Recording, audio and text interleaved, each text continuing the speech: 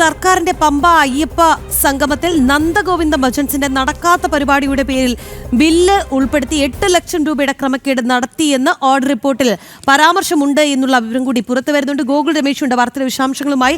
ഗോകുൽ, നടക്കാത്ത ഒരു പരിപാടി, ഈ പമ്പയിലെ ആഗോള അയ്യപ്പ സംഗമം നന്ദഗോവിന്ദം ഭജൻസ് അറിഞ്ഞിട്ടുണ്ടോ എന്നുള്ളത് പോലും സംശയമാണ്. അവർക്ക് ഇത് സംബന്ധിച്ച് ക്ഷണം ഉണ്ടായിരുന്നില്ല എന്നാണ് മനസ്സിലാക്കുന്നത്.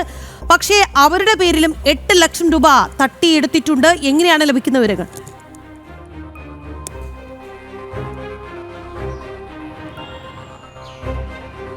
രാഖി, ഈ ആഗോള അയ്യപ്പ സംഘവുമായി ബന്ധപ്പെട്ട അടിമുടി ക്രമക്കേടുകളും തട്ടിപ്പുകളുമാണ് എന്നുള്ള വാർത്തകൾ അന്ന് അത് നടന്നതിൻ്റെ പിറ്റേ ദിവസം മുതൽ പുറത്തു വന്നുകൊണ്ടിരിക്കുകയാണ്. ഏറ്റവും ഒടുവിലായിട്ടാണ് ഇപ്പോൾ നന്ദഗോവിന്ദം ഭജൻസിൻ്റെ പേരിൽ പോലും സർക്കാരും ദേവസ്വം ബോർഡും ചേർന്ന് ലക്ഷങ്ങൾ വെട്ടിച്ചിരിക്കുന്നതായിട്ടുള്ള വിവരങ്ങൾ പുറത്തു വന്നിരിക്കുന്നത്. അതായത് സെപ്റ്റംബർ 20 തീയതി 2025 നടന്നിട്ടുള്ള അയ്യപ്പ സംഗമത്തിൽ നന്ദഗോവിന്ദം ഭജൻസിൻ്റെ പരിപാടി ആ വേദിയിൽ നടന്നു എന്ന് കാട്ടിക്കൊണ്ട് അതിൻ്റെ ബില്ല് സർക്കാർ ഹൈക്കോടതിയിൽ സമർപ്പിച്ചിരിക്കുകയാണ്. ഓഡിറ്റ് ചെയ്തിട്ടുള്ള റിപ്പോർട്ടാണ് സമർപ്പിച്ചിട്ടുള്ളത്. അതിലാണ് നന്ദഗോവിന്ദത്തിന് വേണ്ടിയിട്ട് 8 ലക്ഷം രൂപയുടെ ബില്ല് ഉൾപ്പെടുത്തിയതായിട്ട് ഉള്ള വിവരങ്ങൾ പുറത്തു വന്നിരിക്കുന്നത്. അതായത് നന്ദഗോവിന്ദം ഭജൻസ് അന്നത്തെ ദിവസം അങ്ങനെ ഒരു പരിപാടി പമ്പയിൽ അല്ലെങ്കിൽ ശബരിമലയിലോ പമ്പയിലോ നടത്തിയിട്ടേ ഇല്ല എന്നുള്ള കാര്യം സുവ്യക്തമാണ്. രാവിലെ മുതൽ എല്ലാ മാധ്യമങ്ങളും ആ പരിപാടി പൂർണ്ണമായിട്ടും കവർ ചെയ്തിരുന്നതാണ്. ഒപ്പം അതുമാത്രമല്ല, നന്ദഗോവിന്ദം ആൾക്കാർ പ്രതിനിധികളടക്കം ഇതുമായി ബന്ധപ്പെട്ട് നമ്മൾ പ്രതികരിച്ചിരുന്നു. അങ്ങനെ ഇതുവരെ അവർ പമ്പയിലോ ശബരിമലയിലോ ഒരു പരിപാടി പോലും അതിനു മുമ്പോ അതിനുശേഷമോ ആ പരിപാടിയിലോ വെച്ച് അവതരിപ്പിച്ചിട്ടില്ല എന്നുള്ള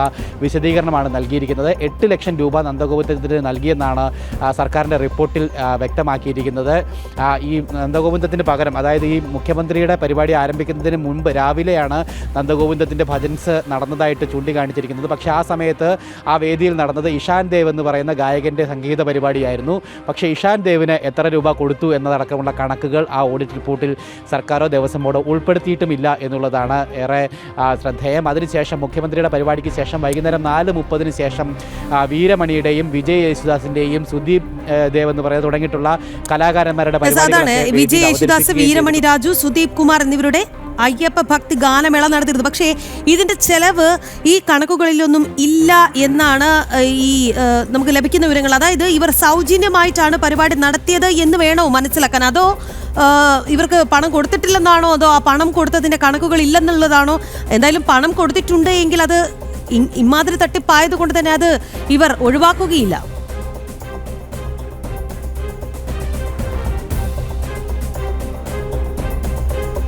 രാഖി, അതെ, ദേവസ്വം ബോർഡ് ഈ വിഷയത്തിൽ നൽകുന്ന വിശദീകരണം അതാണ്. അവർ സൗജന്യമായിട്ടാണ്, അവർ 3 പേരും, അതായത് വീരമണി, സുദീപ് ദേവ് ഒപ്പം വിജയ് യേശുദാസ് എന്നിവരുടെ പരിപാടികൾ സൗജന്യമായിട്ടാണ് അവതരിപ്പിച്ചത് എന്നുള്ള വിശദീകരണമാണ് ഇതിനകത്ത് നൽകുന്നത്. പക്ഷേ അതൊക്കെ എത്രമാത്രം യാഥാർത്ഥ്യമാണ്, എത്രമാത്രം വിശ്വാസയോഗ്യമാണ് എന്നുള്ള കാര്യം കൂടുതൽ അന്വേഷണത്തിലൂടെ മാത്രമേ നമുക്ക് മനസ്സിലാക്കുവാനായിട്ട് സാധിക്കുകയുള്ളൂ. എന്തായാലും ഈ നന്ദഗോവിന്ദം ഭജൻസിൻ്റെ പേരിൽ നടത്തിയിരിക്കുന്നത് ശുദ്ധമായിട്ടുള്ള തട്ടിപ്പാണ് എന്നുള്ള കാര്യം സുവ്യക്തമാണ്. അതേ പരിപാടിയുടെ സ്ഥാനത്ത് നടത്തിയിട്ടുള്ള ഇഷാൻ ദേവിൻ്റെ പരിപാടിക്ക് പൈസ എത്ര ചെലവായി എന്നത് സംബന്ധിച്ച് ഒരു വിവരവുമില്ല. ഒപ്പമാണ് ഈ വൈകുന്നേരം നടന്നിട്ടുള്ള മറ്റ് 3 കലാകാരന്മാരുടെ പരിപാടിക്കും പൈസ എത്ര ചെലവായിട്ടുണ്ട് എന്നുള്ള കാര്യങ്ങളും വ്യക്തമാകാത്ത ഒരു സാഹചര്യം. എന്തായാലും 2 ലക്ഷം രൂപയാണ് ഈ ആഗോള അയ്യപ്പ സംഘവുമായി ബന്ധപ്പെട്ട കലാപരിപാടികൾക്ക് വേണ്ടി ബഡ്ജറ്റ് ഇട്ടിരുന്നത്.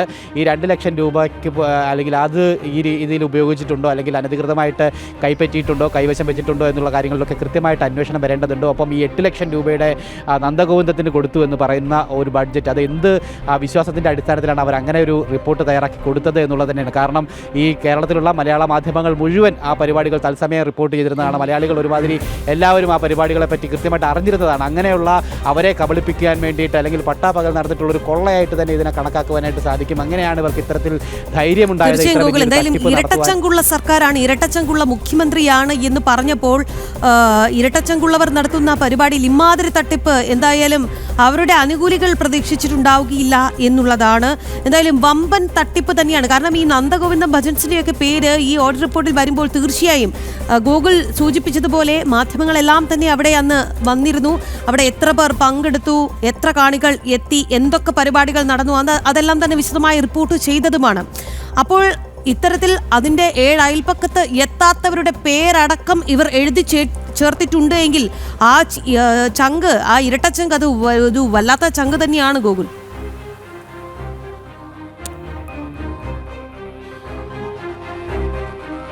തീർച്ചയായിട്ടും എന്തായാലും ഇത്തരത്തിൽ തട്ടിപ്പ് നടത്തണമെങ്കിൽ ആ ഒരു ഇരട്ടച്ചങ്ക് വേണമെന്നുള്ള കാര്യത്തിൽ യാതൊരു സംശയവുമില്ല രാഖി. പ്രത്യേകിച്ച് പട്ടാപ്പകൽ നടന്നിട്ടുള്ള ഒരു കൊള്ളയാണെന്ന് തന്നെ നമുക്കതിനെ വിശേഷിപ്പിക്കുവാനായിട്ട് സാധിക്കും. കാരണം മലയാളികളെയും അല്ലെങ്കിൽ ആ ഒരു നിയമ സംവിധാനത്തെയും ഒക്കെ ഇത്രമാത്രം കബളിപ്പിക്കാനായിട്ട് ചില്ലറ ധൈര്യമൊന്നും പോരാ എന്നുള്ള കാര്യം വ്യക്തമാണ്. എന്തായാലും നന്ദഗോവിന്ദൻ പോലുള്ള ഒരു വലിയ ബ്രാൻഡിൻ്റെ പേര് ഇങ്ങനെ ഒരു തട്ടിപ്പിന് ഉപയോഗിച്ചു എന്നുള്ളതൊക്കെ എന്ത് ധൈര്യത്തിൻ്റെ അടിസ്ഥാനത്തിലാണ് അവർ ചെയ്തത് എന്നുള്ളതാണ് നമ്മൾ ചിന്തിക്കേണ്ട ഒരു കാര്യമെന്ന് പറയുന്നത്. എന്തായാലും നടന്നിട്ടുള്ളത് ശുദ്ധമായിട്ടുള്ള തട്ടിപ്പാണ്, വൻ വെട്ടിപ്പാണ് എന്നുള്ള കാര്യത്തിൽ യാതൊരു സംശയമില്ല. ഇത് മാത്രമല്ല, ആഗോള അയ്യപ്പ സംഘവുമായി ബന്ധപ്പെട്ട് ഇപ്പോൾ പുറത്തു വന്നിട്ടുള്ളൊരു തട്ടിപ്പ് ഇത് മാത്രമല്ല. ഇതിനോടകം തന്നെ നിരവധിയായിട്ട് തട്ടിപ്പുകൾ പുറത്തു വന്നിട്ടുണ്ടായിരുന്നു. സ്പോൺസർമാരെ ആകർഷിക്കാൻ വേണ്ടി നടത്തിയിട്ടുള്ളൊരു ധൂർത്ത് പരിപാടിയായിട്ട് മാത്രമാണ് ആഗോള അയ്യപ്പ സംഘവും മാറിയത്. അല്ലാതെ സർക്കാരോ ദേവസ്വം ബോർഡോ കൊട്ടിഘോഷിച്ച യാതൊരു ഉദ്ദേശ ലക്ഷ്യവും ആ പരിപാടിയുമായി ബന്ധപ്പെട്ട് പൂർത്തീകരിച്ചിട്ടില്ല എന്നുള്ള കാര്യം വ്യക്തമാണ്. അതായത് യഥാർത്ഥ അയ്യപ്പ വിശ്വാസികൾ ആരും ഒന്നാമത് ആ പരിപാടിയിൽ പങ്കെടുത്തില്ല എന്നുള്ളതാണ് ഒന്നാമത്തെ പോരായ്മ. സർക്കാരിൻ്റെ അതിഥികളായിട്ടുള്ള കുറച്ച് സമ്പന്നർ മാത്രമാണ് ആ പരിപാടിയിൽ പങ്കെടുത്തത്. എന്തിനോ വേണ്ടി നടത്തിയിട്ടുള്ള ഒരു പരിപാടി.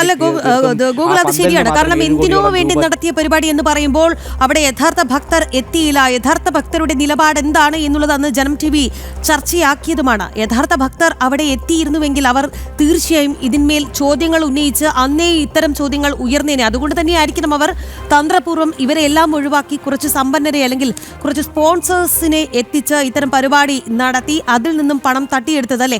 കാരണം അന്ന് കൃത്യമായി സ്പോൺസർഷിപ്പിലൂടെയും പണം പിരിഞ്ഞിട്ടില്ല എന്നൊക്കെയാണ് ഇപ്പോൾ പുറത്തുവരുന്ന വിവരം. എങ്കിൽ പോലും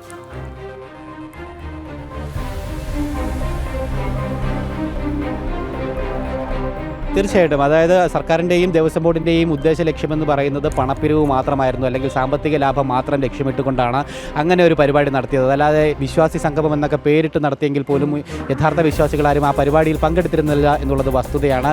നമുക്കന്ന് ദൃശ്യങ്ങളിലടക്കം കണ്ടതാണ്. മുഖ്യമന്ത്രി അടക്കം പ്രസംഗിക്കുമ്പോൾ അവിടെ ആ പന്തൽ കാലിയായിട്ട് കിടക്കുന്ന കാഴ്ചയൊക്കെ നമ്മൾ പുറത്തുവിട്ടിരുന്നതാണ്. അങ്ങനെ വിശ്വാസികൾ പങ്കെടുക്കാത്ത ഒരു അയ്യപ്പ ഭക്ത സംഗമമാണ് പമ്പ മണപ്പുറത്ത് സംഘടിപ്പിച്ചത്. വെറും ധൂർത്തായിട്ട് അല്ലെങ്കിൽ ധൂർത്ത് സംഗമമായിട്ട് മാത്രമാണ് അത് നടത്തുകയും ചെയ്തത്. കോടിക്കണക്കിന് രൂപ സർക്കാരിൻ്റെ ഖജനാവിൽ നിന്നും പൊതുജനത്തിൻ്റെ പണം ചെലവഴിച്ചുകൊണ്ടാണ് ആ ഒരു പരിപാടി അവിടെ നടത്തുകയും ചെയ്തത്. പക്ഷേ ആ പരിപാടിയുടെ യഥാർത്ഥ ലക്ഷ്യങ്ങളോ ഉദ്ദേശ ലക്ഷ്യങ്ങളോ അവർ പറയുന്നതനുസരിച്ചുള്ള ലക്ഷ്യങ്ങളോ ഒന്നും തന്നെ നടപ്പായിട്ടില്ല എന്നുള്ള കാര്യം വസ്തുതയാണ്. എന്തായാലും സർക്കാർ ഉള്ളിൽ ഉദ്ദേശിച്ച ലക്ഷ്യം അത് നടപ്പായിട്ടുണ്ട് എന്ന് തന്നെ നമുക്ക് പറയേണ്ടിയിരിക്കും. കാരണം അവർ ഈ വെട്ടിപ്പും തട്ടിപ്പും തന്നെയായിരിക്കും ഉദ്ദേശിച്ചിട്ടുള്ളത്, സാമ്പത്തിക ലാഭം തന്നെയാണ് ഉദ്ദേശിച്ചത്. അതവർക്ക് ഈ രീതിയിലൂടെയൊക്കെ നടത്താനായിട്ട് സാധിച്ചിട്ടുണ്ട്. അതിൻ്റെ ഓരോരോ വിവരങ്ങളാണ് അതിനുശേഷം ഇങ്ങനെ പുറത്തു വന്നുകൊണ്ടേയിരിക്കുന്നത്. എന്തായാലും ഇപ്പോൾ ഏറ്റവും ഒടുവിൽ നന്ദഗോവിന്ദത്തിൻ്റെ പേരിൽ നടന്ന 8 ലക്ഷം ശരി ഗോകുൽ, എന്തായാലും സർക്കാരിന്റെ പമ്പ അയ്യപ്പ സംഗമത്തിൽ നന്ദഗോവിന്ദം ഭജൻസിന്റെ നടക്കാത്ത പരിപാടിയുടെ പേരിലും 8 ലക്ഷം രൂപ ഇവർ തട്ടിയെടുത്തു എന്നുള്ളതാണ് ഹൈക്കോടതിയിൽ സമർപ്പിച്ച ഓർഡർ റിപ്പോർട്ടിലാണ് നന്ദഗോവിന്ദം ഭജൻസിന്റെ പേരിൽ ബില്ല് ഉൾപ്പെടുത്തിയത് എന്നുള്ളതാണ് കണ്ടെത്തിയിരിക്കുന്നത്. എന്തായാലും